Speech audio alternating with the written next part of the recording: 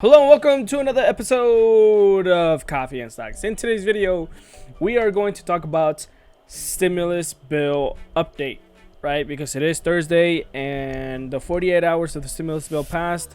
Anyways, we'll get to it. But before we get started, how about we get some coffee? All right, I just want to get one thing straight, and that I am not a financial advisor, so please do not take my words as advice. Don't forget to drop a like on this video, as well as press that amazing subscribe button. We are only 2 subscribers away from the 600 subscriber mark. So once we do, don't forget I will be doing a giveaway for you guys. Last video that I uploaded only got 10 views. Look at this down here. That's pretty crazy. Anyways, so let's talk about bill. Let's actually look at the heat map.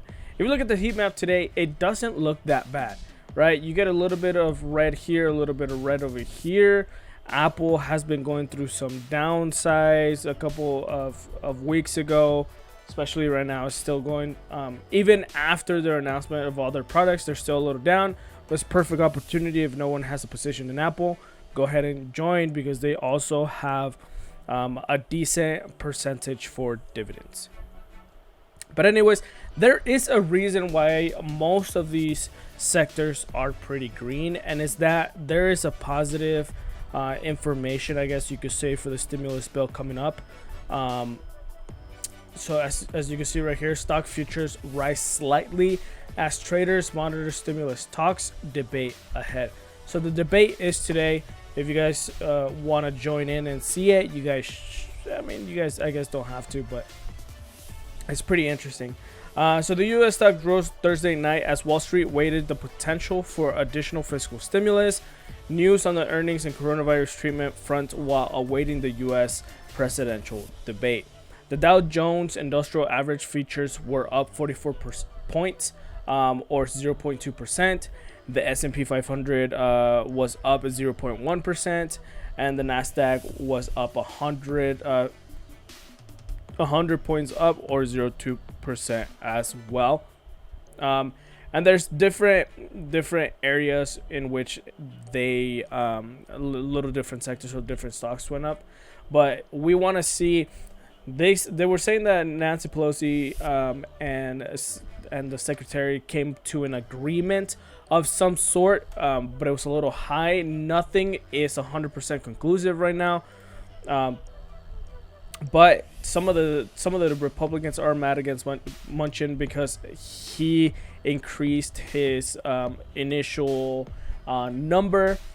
He committed to a top line figure of around $1.9 trillion. The Republicans came from a 1.5, and then they didn't, agree to that. Then they went to a 1.8, and they didn't agree to that. And now they're at 1.9. Don't forget that the Democrats are at $2.2 trillion, and that's what they offered. I think if they do go for the $1.9 trillion, it's a pretty good number. I don't know if the Democrats will push to get a little bit higher, but a lot of the Republicans are pretty mad against the secretary because a lot of people aren't really being considered in it. Now, they were saying that Nancy Pelosi has a little leverage on the secretary, because Donald Trump says he is willing to go on a higher stimulus package. As you can see right here, Trump says if he and Pelosi agree on stimulus package, Senate GOP will get on board.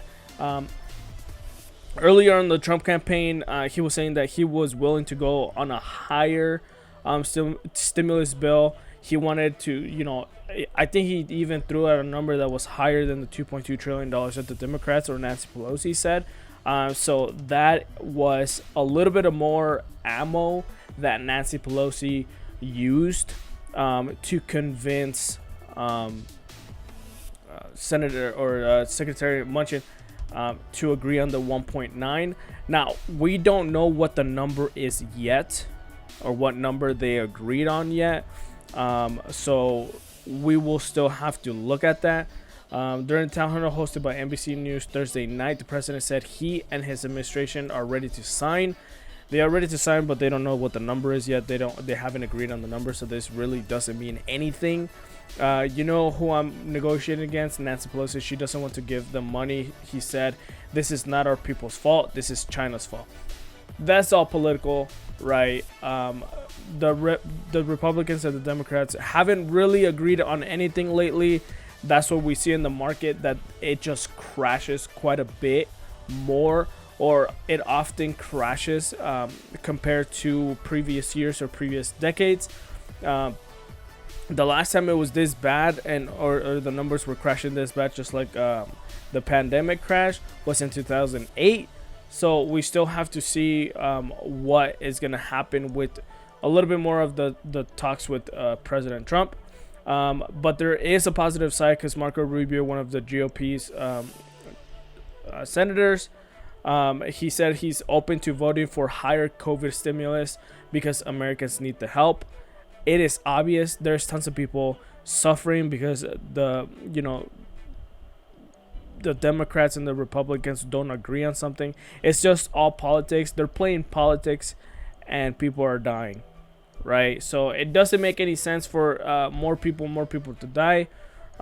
So we'll see what happens with a little bit of that. Now, I think Marco Rubio did say, I think the price of not doing something is even higher. No one is going to get everything they want here.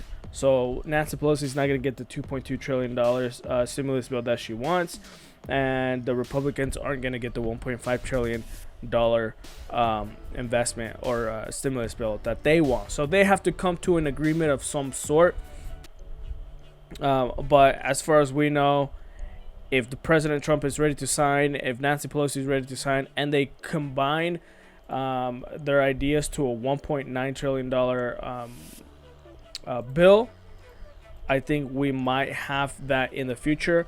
But if it doesn't get signed tomorrow, then it's not going to get signed until, or passed or agreed upon, until after the elections. Now, the elections are November 3rd or 4th or something around that area, which is in 2 weeks. So that is 2 additional weeks that we won't have any stimulus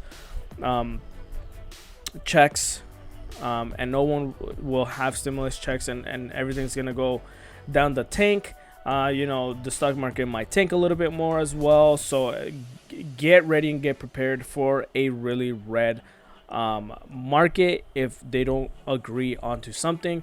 Now, obviously, we're all hoping for the best, and we're hoping that these people do agree upon something, because then that means if there is a stimulus check, a lot of there's tons and tons of stocks that will go up to the upside, like airlines, casinos, and all that stuff, because they are ones that will really benefit on this stimulus bill. Another thing that we should look into, other than the stimulus bill for the market, is the vaccine. Now, Moderna came out today and said the COVID-19 vaccine trial reached target, enrolled 30,000 participants already, which is pretty good. All 30,000 have received their first shot, and most of them have also received the required second shot. A lot of the people were kind of confused on this, because there is AstraZeneca and Pfizer. Well, Pfizer just paused their things because someone came up. It's a participant that came up with a different symptom, and then AstraZeneca, they had that one participant in Brazil die, so they had to pause it. Now, I think the only one that's left in the U.S. is Moderna. We will see what happens with this, because they're saying that they might have the vaccine around March or by the end of this year.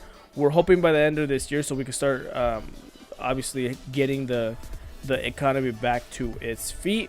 But we won't know until we see more information of this vaccine.